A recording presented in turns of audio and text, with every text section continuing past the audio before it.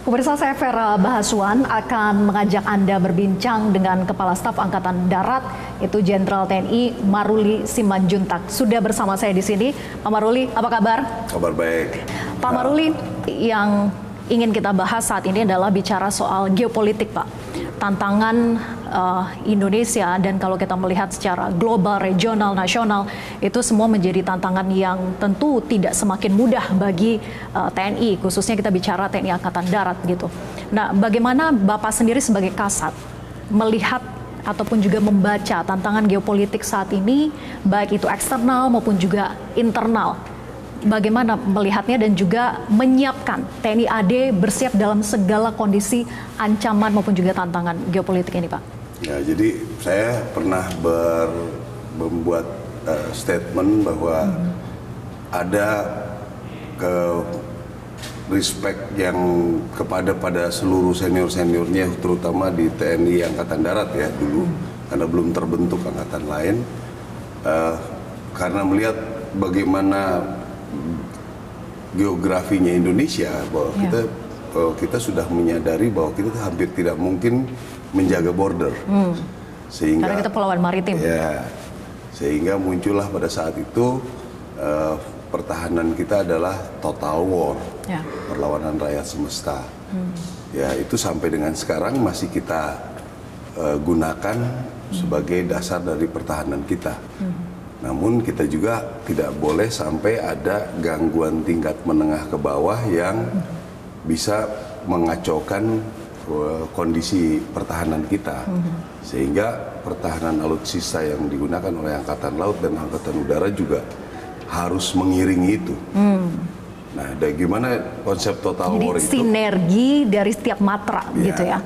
Ya, seperti itulah. Tapi pada ujung-ujungnya nanti adalah pertempuran darat gitu. Nah, pertempuran darat itu kekuatan kami pun terbatas, sehingga kita harus membuat rencana perlawanan bersama masyarakat. Oke, terbatas ini dari segi sumber daya manusianya kah, atau dari segi alutsistanya? Dari sumber dari pembentukan tentaranya pun sekarang kita minim kan, sekitar 600-700 ribu tentara untuk menjaga kepulauan yang sedemikian besar. Sedangkan negara-negara besar itu bisa deploy sampai 1-2 juta orang untuk. Jadi regenerasi pun menjadi pekerjaan rumah gitu ya? Ya, sebenarnya tapi kita konsep untuk total war kita sebenarnya udah bisa menghadapi itu. Kalau kami ya sudah dari sejak awal kita sudah punya konsep itu. Sehingga kita sudah membentuk kodam-kodam, korem-korem, kodim. Sudah juga dibentuk perencanaan pangkal-pangkal perlawanan. Saya pikir itu sangat jadi the efektif. Worst case pun juga akan siap, tidak akan gagap begitu ya, Pak? Ya, kita sudah siap itu. Sudah siap untuk. Nah, bagaimana kita menyiapkan pangkalan-pangkalan itu bersama dengan masyarakat? Harus ada pangannya, masyarakat yang mendukung kita. Nah, ini kan sudah berjalan. Tanpa sadar kita sudah jalankan itu. Mungkin maksudnya kami mempunyai rencana, tapi orang umum menganggap, oh, tentara hanya membantu di bidang pangan supaya masyarakat tidak sulit. Tapi itu sebenarnya perencanaan kami untuk membuat pangkal-pangkal perlawanan. Kalau masyarakat di situ sudah pangannya baik, kehidupan kesehariannya sudah baik, kami nanti akan bisa berjuang bersama-sama masyarakat. Oke, tadi Pak Maruli katakan bahwa regenerasi prajurit itu memang masih menjadi pekerjaan rumah begitu ya, angkanya tidak terlalu besar.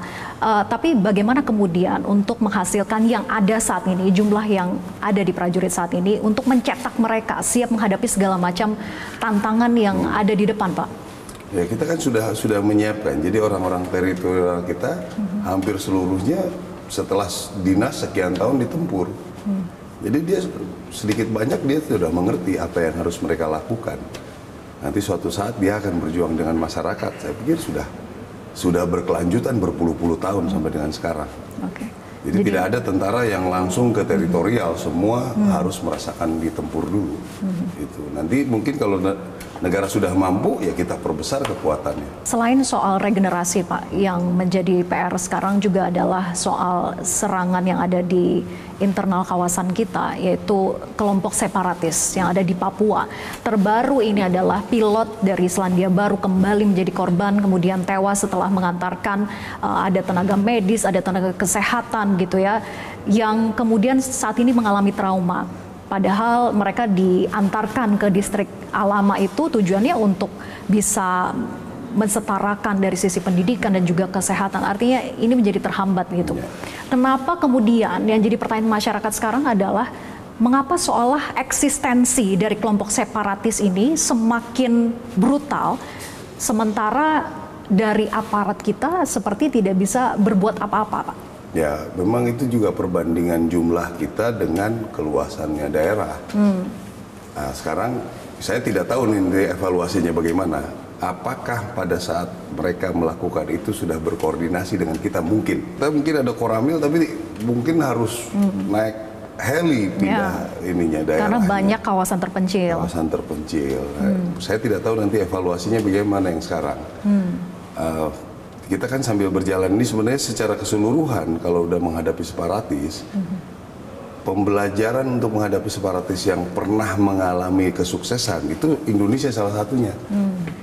Melawan gerilya dengan anti gerilya. Nah, memang muncullah kata-kata yang merebut hati rakyat, itu sebenarnya kunci utama.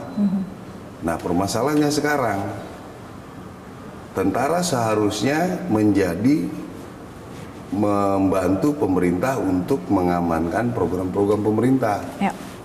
Nah, sekarang program pemerintahnya apakah sudah ada?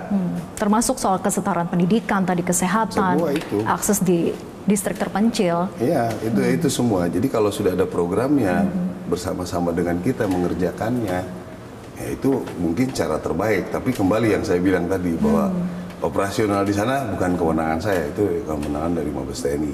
Menurut pengamatan saya di 2-3 tahun terakhir ini, ya sudah banyak kemajuan-kemajuan yang cukup signifikan sebetulnya.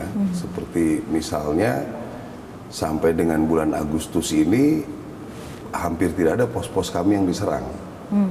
Sudah mulai melebar malah. Dan kejadian-kejadiannya bukan justru di pegunungan, di bawah-bawah sekarang gitu. Nah, ini nanti kita terus evaluasi lagi. Saya nanti minta bahan evaluasinya ke Mabes TNI. Nanti kami siapkan lagi nanti pasukannya. Oke, Pak Maruli, kemudian ini kan adalah yang terjadi kedua kalinya. Pilot Selandia Baru juga yang sebelumnya adalah Philip Mark Martens gitu ya, yang sudah 1,5 tahun lebih, Pak, tidak juga dikembalikan gitu ya, atau belum juga dibebaskan sandranya, padahal upaya dari operasi militer pun juga sudah sempat dilakukan, bahkan banyak menelan korban dari sisi prajurit kita, kemudian juga dari sisi kelompok separatis. Nah, pertanyaan saya kemudian adalah, apa sebetulnya upaya yang paling signifikan bisa mengubah situasi ini dan benar-benar menjamin keamanan? Jadi menurut Bapak, apa yang bisa dilakukan sebetulnya Pak dengan kondisi saat ini? Ya, yang paling efektif adalah membuat mereka pembangunannya sudah menjadi baik. Ya. Kalau saya lihat pemerintah sendiri sudah mencoba itu luar biasa ya. Bagaimana membuat otonomi khusus, bagaimana mengikuti kemauan mereka supaya pemimpinannya orang daerah, bagaimana meyakinkan dana desa itu sampai ke desa-desa walaupun memang pembangunannya mungkin tidak berjalan. Karena banyak dikorup. Luar biasa ya. Sudah sangat luar biasa sebenarnya apa yang kita lakukan. Nah, mungkin mudah-mudahan evaluasi ini untuk ke depan bisa lebih baik lagi nanti bagaimana teknisnya. Terakhir informasi yang kami dapat bahwa pimpinan dari Egyanus Kogoya ataupun dari mereka kelompok separatis yang menculik dari pilot Philip ini mengatakan sudah ingin membebaskan, tapi meminta dari pihak tokoh masyarakat, tokoh adat untuk kemudian bertemu lagi, berdiskusi, butuh waktu 1 atau 2 bulan. Apakah untuk yang kali ini Pak, karena sebelumnya sudah pernah ya, yang kali ini bisa dipercaya begitu, karena sebelumnya meminta kemerdekaan Papua, kemudian juga uang ganti rugi yang tidak sedikit. hampir ya tidak ada, mungkin persentase untuk dipercayanya ya kecil lah, karena dilihat bagaimana mereka melakukan ini, kejadian sudah janji berulang-ulang juga nggak bisa. Kita mempunyai agent ke depan juga tidak bisa mengkonfirmasi apa sebetulnya mereka mau. Ya kami terus mencoba berkomunikasi dengan segala cara ya. Kita kan punya, yang saya dengar dari intelijen sudah mulai bagaimana berkomunikasi dan lain sebagainya. Dari pihak tentara bagaimana menyampaikan kepada masyarakat supaya ya ayo kita membangun bersama gitu. Tapi ya prosesnya memang cukup panjang lah. Tantangan TNI AD maupun juga tugasnya itu tidak hanya sekedar menjaga ketertiban maupun juga keamanan masyarakat gitu ya, menciptakan rasa aman bagi masyarakat, tetapi juga bagaimana kontribusinya Pak terhadap misal dari sisi ancaman ke depan adalah soal ketahanan pangan, kemudian juga krisis air bersih. Seperti apa kemudian kontribusi yang sudah ataupun akan dilakukan oleh khususnya TNI AD Pak? Ya mungkin sudah banyak mendengar ya. Kami awalnya memang saya lihat di daerah-daerah, terus saya lihat data bahwa hampir 9, sekian persen masyarakat kita tidak punya air. Akhirnya kita mencoba memfasilitasi itu sambil berjalan. Ternyata sudah ada air pun mereka perlu makan. Ya akhirnya kita mencoba air itu untuk pangan, gitu. Jadi itu sebetulnya berjalan tanpa terlalu strategis berpikir sebetulnya. Masyarakat membutuhkan, tadinya hanya air, terus kita berpikir sanitasi. Sanitasi ini yang program betul. Air Manunggal, betul ya Pak? Ya, kita sebutnya TNI AD Manunggal Air. Ya, sesudah kita dapat air, baru berjalan untuk kesehatan perlu sanitasi. Setelah sanitasi kita pikir dia harus perlu makan, berarti harus berkebun atau ini ya pertanian. Dan ternyata tanpa sadar pun kita bisa mengarah ke mengatasi kemiskinan, stunting. Jadi dari sebenarnya awalnya berjalan begitu saja gitu. Karena kami membaca, mendengar keluhan masyarakat, ya itu terus meningkat. Kita sudah mulai membuat aliran-aliran air yang sudah membuat masyarakat bisa bersawah dengan kontinu, gitu, membuat kebun secara kontinu. Itu yang sedang kami terus akan lakukan, karena 2.600-an lebih kita sudah buat ini. Mungkin dari 30-an juta masyarakat Indonesia belum terakses, baru 2 juta lebih dikit lah yang kita permudah untuk mengambil air. Yang tadinya 1 kilo turun ke bawah, ya sekarang beberapa ratus meter lah. Nggak sampai ke rumah juga langsung. Ada juga beberapa yang kreatif masyarakatnya memakai dana desa untuk menyalurkan sampai ke rumah. Kebutuhan krusial yang betul-betul dibantu oleh TNI AD begitu ya, untuk bisa dipenuhi oleh masyarakat, khususnya daerah terpencil. Tadi kebutuhan airnya, kemudian untuk ketahanan pangan ini bagaimana Pak? Apakah sebetulnya TNI yang ikut sebagai sumber daya manusianya untuk menggerakkan pertanian di suatu tempat, atau bagaimana sebetulnya Pak Maruli sebetulnya itu? Kan program pemerintah banyak yang cetak sawah, yang membuat perkebunan yang skala besar. Saya berpikir ya sudahlah, yang skala besar silakan saja dikerjakan. Tapi ada kelompok-kelompok masyarakat yang mempunyai kesulitan tentang airnya. Nah, itu yang kita bantu. Ini dalam waktu dekat kita akan cek di Banyumas, ada bisa mengairi 300 sekian hektar. Luas sekali lah. Cukup luas itu. Ya, jadi ada beberapa lagi yang juga kita akan lihat nanti. Udah hasil dari mengalirkan air sungai. Itu kan pekerjaan besar Pak, dananya dari mana Pak? Ya di Indonesia ini ya itulah, ada CSR, ada yang beramal, ada yang bersedekah. Nah ini konsep-konsep untuk mengerjakan dengan swakelola inilah yang membuat kolaborasi membuat ini biayanya murah. Ini yang sekarang menjadi efektif ininya. Karena yang kerja masyarakat dengan tentara. Padahal mungkin 30-40% itu biaya upah kan. Ini yang membuat pekerjaan-pekerjaan kita jauh lebih efektif. Nah, kemudian Pak, ini juga tidak kalah penting, menjawab tantangan yang saat ini berjalan adalah soal pilkada yang di depan mata, prosesnya sudah berlangsung begitu ya. bagaimana kemudian menjamin netralitas dari TNI Angkatan Darat khususnya, Pak? Ya, kalau kami dengan secara historinya orang komitmen, ya kami paling takut kalau sudah bilang A, terus kita melaksanakan B. Karena apalagi sekarang sorotan kepada TNI kan luar biasa. Ya. Kita bergerak sedikit aja, WA saya udah kemana-mana nih. Gitu. Jadi ya percayalah kita nggak mungkin menggamblingkan kepercayaan masyarakat yang demikian baik. Kita harus gamblingkan dengan hal-hal yang menurut saya akhirnya cuma kepentingan individu kan. Ya, tidak institusi yang begini besar kan sayang. Kalau buat saya sih begitu. Dan saya yakin teman-teman juga begitu.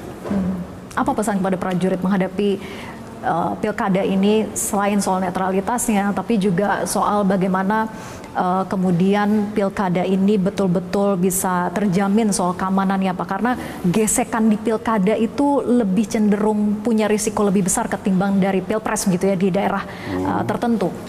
Ya, yang pertama kita kan tidak pernah ada, mungkin sangat kecil bahkan tidak ada yang keterkaitannya dengan TNI Angkatan Darat khususnya yang sudah berjalan berkali-kali ini kan. Ya. Berarti kita udah dianggap sudah bisa menempatkan diri lah. Dan di sini pun ya kami menyampaikan kepada anggota semua ya dukung yang garda terdepan kepolisian untuk bisa pengamanan ini bisa berjalan dengan baik. Tapi kalau saya lihat masyarakat sekarang sudah melakukan pemilihan-pemilihan sudah berulang-ulang. Mereka sudah jauh-jauh dari yang lalu-lalu lebih pintar. Jadi isu-isu yang beredar sekarang hampir kecil, yang membuat kegelisahan SARA itu. Ya. Pilkada ini sebenarnya enggak. Terakhir Pak, gebrakan apa yang sebetulnya ingin Pak Kasat lakukan, Pak Maruli lakukan dengan peran Bapak dengan jabatan Bapak sebagai Kasat ini, apa yang ingin dilakukan perubahan yang mungkin akan signifikan terhadap para prajurit mungkin dari sisi kesejahteraan atau apa yang ingin dibawa? Ya, sebenarnya saya kebetulan dengan teman-teman diskusi bahwa cara penggunaan uang kita coba dengan sistem swakelola. Jadi uang kita serahkan kepada anggota, dia mengerjakan sendiri, diawasi oleh inspektorat kita, sehingga uang itu akan beredar di daerah dan nilai uang untuk mengerjakannya jauh lebih rendah. Ini sudah kita kerjakan sekarang. Tahun ini kita bisa menyelesaikan 2.000 rumah rusak berat, kita bisa kerjakan gitu. Itu untuk kesejahteraan, termasuk juga perlengkapan kita. Baru tahun inilah kita bisa pembagian lengkap seluruh prajurit dapat sepatu PDL, baju PDL, bisa lengkap. Ini sekarang, mudah-mudahan nanti kita bisa coba lagi, hitung lagi, supaya nanti PDH, PDL bisa pembagian tiap tahun gitu. Sehingga mereka tidak perlu lagi mikir gitu, rumah ya 2.000, kalau data kita rumah rusak berat itu sekitar 7.000. Mungkin ditambah dengan, ya di kita rusak berat pun kadang-kadang ditempati. Kalau 2.000 1 tahun, berarti 5 tahun, mestinya ya cukup berpengaruh lah rumah-rumah. Dan rumah sekarang, dulu tipenya kan 36, sekarang sudah 45. Di bidang latihan kami juga sedang menata lagi semua perlengkapan kita supaya disesuaikan dengan bagaimana nanti kita penugasan. Di tempat penugasan pun kita sudah mulai tata. Jadi penggunaan sebenarnya kita cukup terlambat lah, penggunaan drone, penggunaan alat-alat untuk malam, penggunaan alat-alat untuk mengetahui sensor-sensor segala macam. Nanti kita coba ini untuk susun supaya bertahap. Saya yakin ini kalau kita rencanakan baik, dalam waktu dekat kita cukup banyak peningkatan. Saya jadi ingin melanjutkan soal kesejahteraan prajurit ini, Pak, karena Pak Maruli sempat mengatakan di media bahwa kesejahteraan prajurit itu hal yang perlu untuk diperjuangkan begitu ya, termasuk misalnya memperbolehkan mereka untuk berbisnis, tapi dengan catatan gitu, artinya tidak semuanya diperbolehkan. Seperti apa sih sebetulnya usulan itu? Kenapa sampai harus keluar dari Pak Maruli begitu? Ya enggak, kebetulan orang media nanya, ya saya bilang itu pendapat saya. Jadi ada beberapa daerah yang tuntutan hidupnya mungkin berat.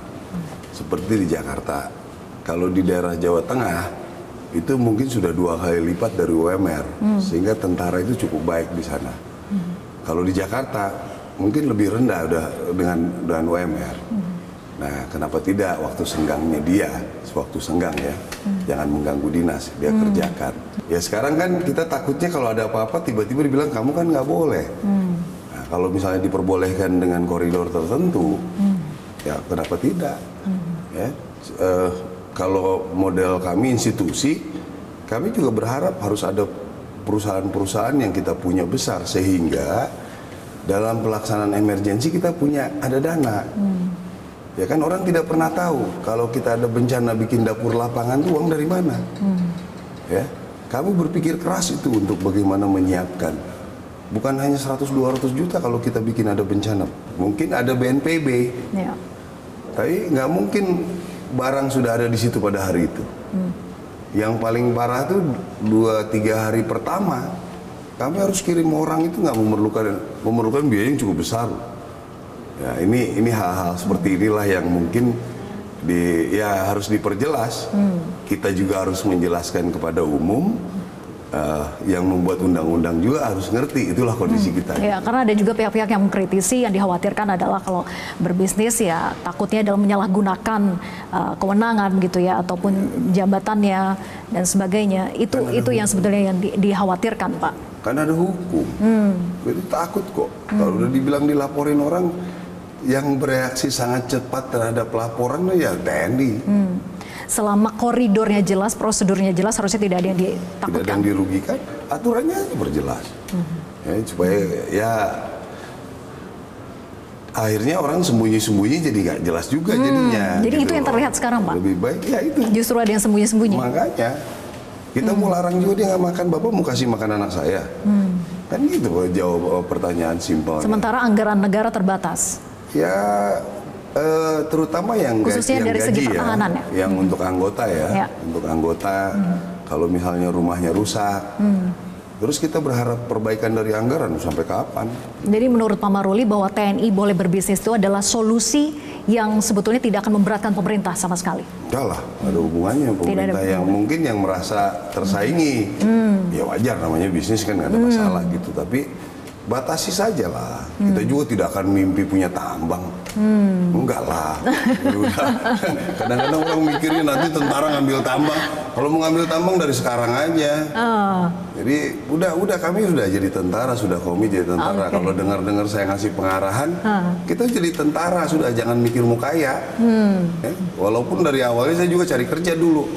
Tapi doktrinnya pengabdian, akhirnya jadi pengabdian gitu. Gitu aja sih kira-kira. Jadi nggak usah terlalu risau lah. Negara kita sudah mulai baik, negara mengarah demokrasi, ya kan. Jadi aturan-aturan sudah membuat koridor buat kami gitu. Ya, tapi tetap harus ada solusi-solusi yang realistis.